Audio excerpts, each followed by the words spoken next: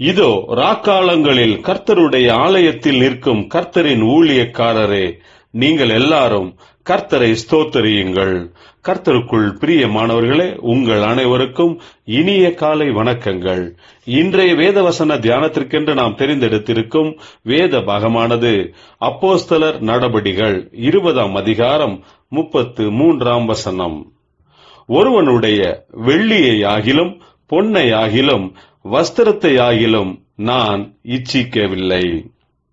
பிரியமானவர்களே, இன்றைய வேத தியானத்தின் தலைப்பு எதையும் எதிர்பார்க்காமல் ஊழியம் செய்வோம் என்பதே. அப்போஸ்தலனாகிய பவுல் எபேசு பட்டணத்தில் தேவனுடைய ஊழியத்தை முடித்துக் கொண்டு புறப்படும்போது அங்கிருந்த சபை மூப்பர்களிடம் தேவ ஊழியத்தின் நிமித்தமாக நான் பட்ட கஷ்டங்கள், எதிர்ப்புகள் இவைகளை பற்றியெல்லாம் சொல்லுகிறார்.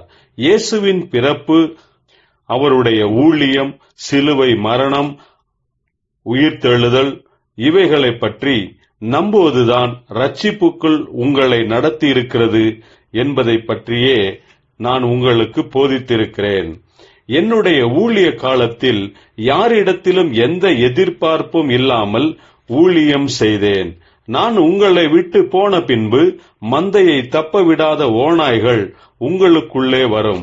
அவர்கள் மாறுபாடான உபதேசங்கள், தத்துவ போதனைகளினால் உங்களை சத்தியத்திலிருந்து திசை திருப்புவார்கள். இப்பொழுதும் சகோதரரே, நீங்கள் பக்தி விருத்தி அடையவும் பரிசுத்தமாக்கப்பட்ட அனைவருக்குள்ளும் உங்களுக்குள் சுதந்திரத்தை கொடுக்கவும் வல்லவராயிருக்கிற தேவனுக்கும் அவருடைய கிருபை உள்ள வசனத்துக்கும் உங்களை ஒப்புக் கொடுக்கிறேன். நான் உங்களில் ஒருவனுடைய வெள்ளியையாகிலும் பொன்னையாகிலும் வஸ்திரத்தையாகிலும் நான் இச்சிக்கவில்லை. பிரியமானவர்களே, இன்றைக்கு ஊழியம் செய்கிறவர்களாகிய நாம் மற்றவர்களிடத்தில் ஆதாயத்திற்காக எதிர்பார்த்து தேவனுடைய ஊழியத்தை செய்யக்கூடாது. நம்முடைய தேவைகளுக்காக கர்த்தரையே நோக்கி பார்க்க வேண்டும். ஜனங்களிடத்தில் இருந்து வஞ்சனையாக எதையும் பிடுங்கக்கூடாது. தம்முடைய ஊழியக்காரரின் தேவையை கர்த்தரே சந்திக்கிறவராய் இருக்கிறார்.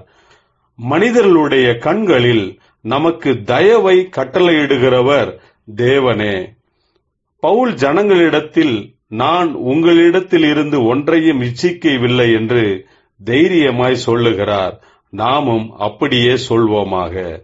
ஜெபிப்போம். ஜீவனுள்ள தேவனே, நாங்கள் உதவி வரும் கண்மலையான உம்மையே நோக்கி பார்க்கிறோம்.